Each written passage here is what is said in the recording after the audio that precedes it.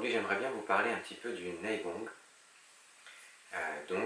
Nei veut dire interne et Gong veut dire travail. Et en général, quand on fait du Tai Chi, très vite on apprend qu'on fait un art martial interne. Donc forcément, on se pose toujours la question, mais qu'est-ce que c'est qu'un art martial interne? Qu'est-ce que ça peut bien vouloir dire? Alors, j'ai pas la prétention de pouvoir y répondre de manière complète, mais en tout cas, ça veut dire qu'on cherche quelque chose à l'intérieur. Cet aspect Neigong fait partie intégrante de la pratique du Tai Chi et du Qigong.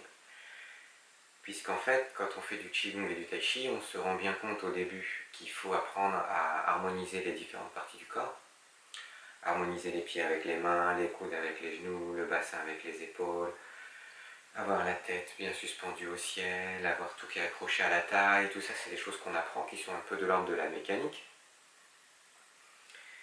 Et une fois que tout ça c'est en place, une fois qu'on a un corps plus ou moins unifié, c'est-à-dire que tout bouge en même temps, et que tout bouge de manière reliée et fluide, il ne nous reste plus que le Neigong en fait à travailler, c'est-à-dire comment développer ses qualités à l'intérieur. C'est-à-dire le corps est prêt, une fois que la mécanique est à peu près correcte, le corps est prêt à travailler ce fameux Neigong.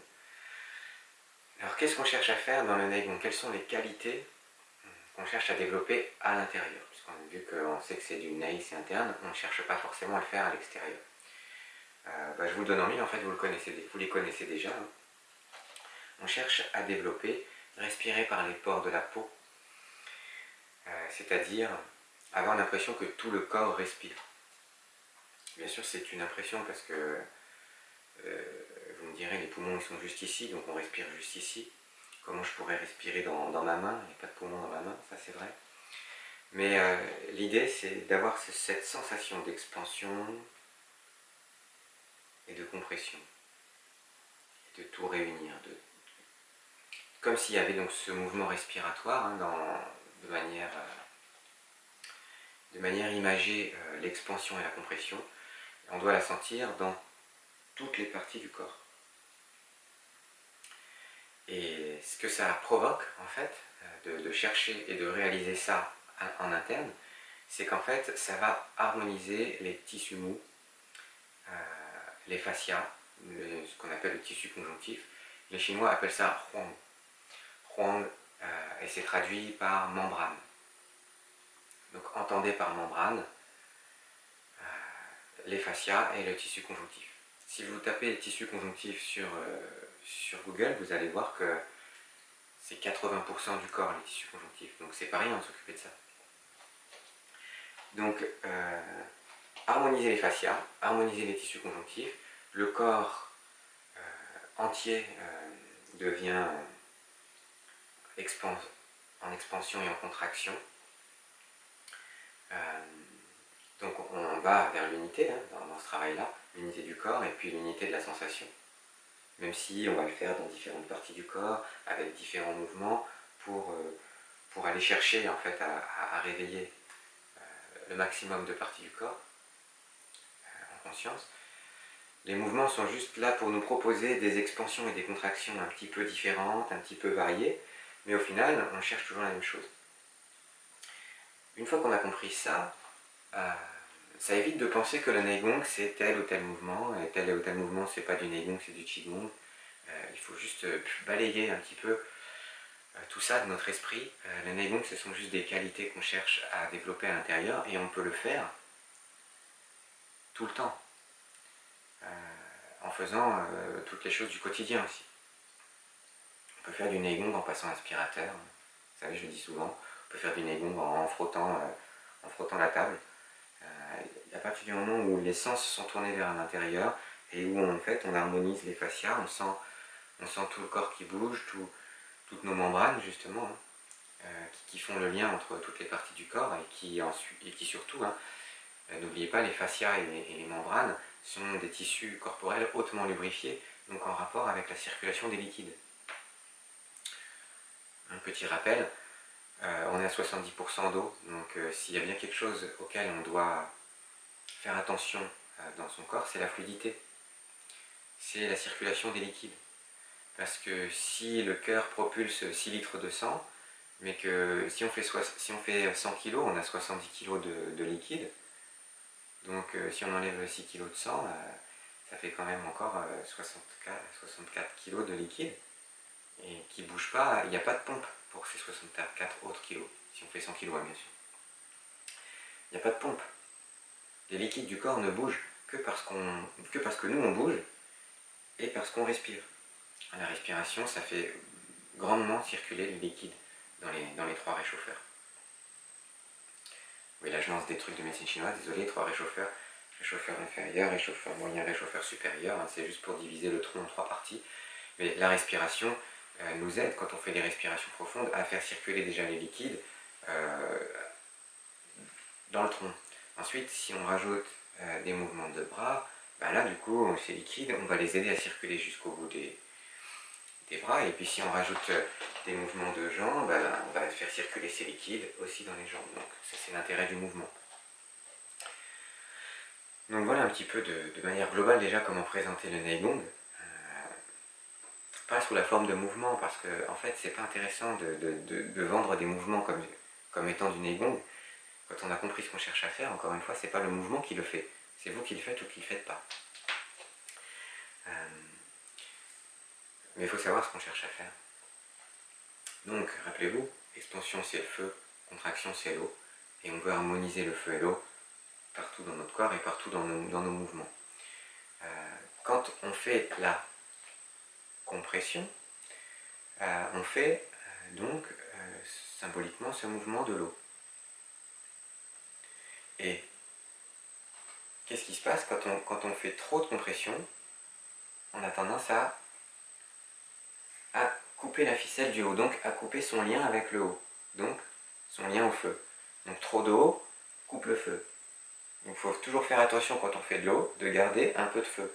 Vous savez, c'est le point blanc qu'il y a dans le côté noir, yin, du yin-yang. Dans le noir, là, il y a un petit point blanc. Et dans le blanc, il y a un petit point noir. Donc si on fait trop de yin, on a tendance à plus avoir cette connexion, ce petit feu qu'il faut qu'il reste. Et quand on fait trop de yang, on a tendance à se déraciner et du coup à couper la connexion à la terre, donc le fameux petit point noir dans le blanc. Donc ça c'est intéressant aussi, hein. Parce que à vouloir faire trop de travail interne, on peut oublier ces connexions qui sont primordiales, le feu en haut, l'eau en bas. Je garde ma connexion en haut, je travaille ma compression, je garde ma connexion en bas et je travaille l'expansion. Ok, et donc du coup, basiquement, vous pouvez faire du Neigong en faisant ça.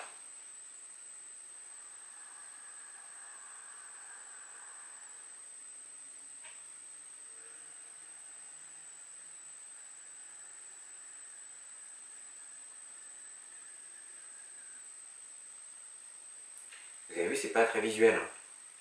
C'est pour ça que une vidéo de Neigong pure, à vous dire allez on va faire 20 minutes de Neigong, je pense que ça doit être une vidéo un petit peu ennuyeuse.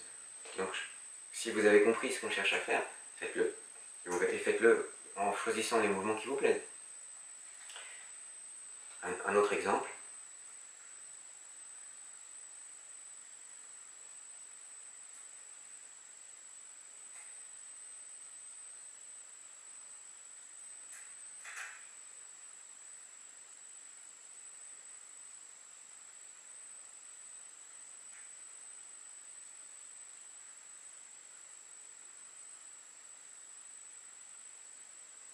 Voilà. En fait, il suffit juste de s'harmoniser avec la respiration, de prendre le plus de temps possible, d'aller à fond dans les intentions d'expansion. Hein, l'idéal, les maîtres de Tai Chi disent que quand on fait de Tai Chi, chaque mouvement, on doit imaginer qu'on projette son énergie à environ 6 mètres de soi. 6 mètres. Donc ce mouvement yang, expansion, c'est pas juste j'ouvre les bras, c'est je projette ma conscience 6 mètres plus loin. Et je les rappelle.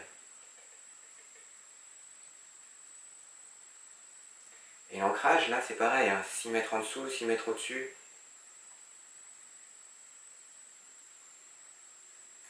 et je comprime et j'harmonise mes tissus et j'harmonise tout ça avec la respiration. Voilà comment j'expliquerai le Neigong de manière assez simple. Ensuite, vous pouvez peut-être vous poser la question, du coup, le lien avec la méditation. En effet, la méditation, c'est du Neigong aussi, puisque tout se passe à l'intérieur. Mais j'ai envie de dire, la méditation, méditation assise par exemple, ou la posture, si on ne bouge pas du tout, enfin, même si on ne bouge pas en posture, en fait, finalement, on fait toujours un petit peu cette respiration par tous les pores de la peau, donc il y a toujours un petit peu ce paramètre qui est présent. Mais c'est vrai qu'au bout d'un moment, on peut vraiment aller dans le calme et sans aucune action. C'est d'ailleurs un des buts de la méditation, hein, de vraiment s'évader de toutes les sensations du corps et de carrément s'ouvrir à d'autres niveaux de conscience. Et ça, du coup, c'est ce que en chinois on appellerait plutôt Shen Gong, le travail du Shen. Voilà. Mais tout ça va vers le Shen Gong. Le Nei Gong, ça prépare le Shen Gong.